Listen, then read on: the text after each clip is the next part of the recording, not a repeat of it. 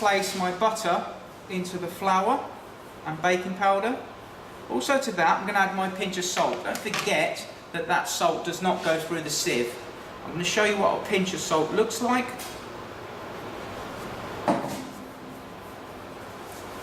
That's basically what we're talking about, just a tiny pinch of salt. Just acts as a preserver for the scones. Then I'm going to use my fingertips and use that rubbing in method. Now I'm going to add my milk to the dry mix. I'm just going to leave a little bit behind, probably about a quarter, just in case, as I said, that I don't need all that mix and it may be too wet. I don't want to start adding more flour to it. Using my fingertips, all I'm just going to do is put the dry mix over the liquid and just gradually bring it together. Do not over mix it. The more mixing you do, the more tighter your scone's going to be. So you're using as less amount of work in this dough. Now I can see now that it's quite dry.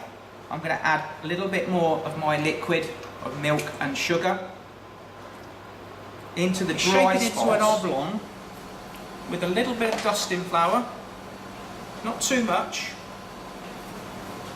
onto the surface of my work surface.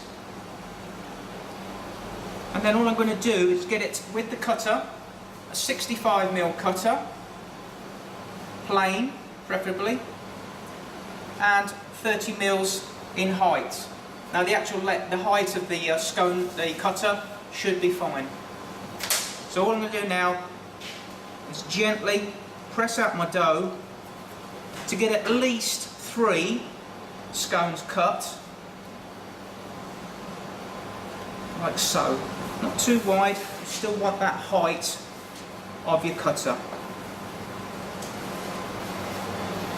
And just keep it nice and give it a nice shape round. So with my cutter, lightly coat it with flour so it won't stick. Shake off the excess and then cut out your scone. Straight down, agitate it, give it a little twist, and it should pop out easily. The smoother surface is where you want to present it, and that goes onto a small, medium aluminium tray, which has been lightly greased with margarine and lightly floured as well. Okay, the next bit I need to do is then just gently bring that dough together, the excess trimmings, and again just mould it gently, don't overwork it.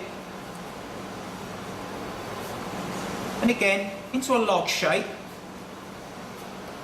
So we've got the dough nice and smooth, just into a log shape.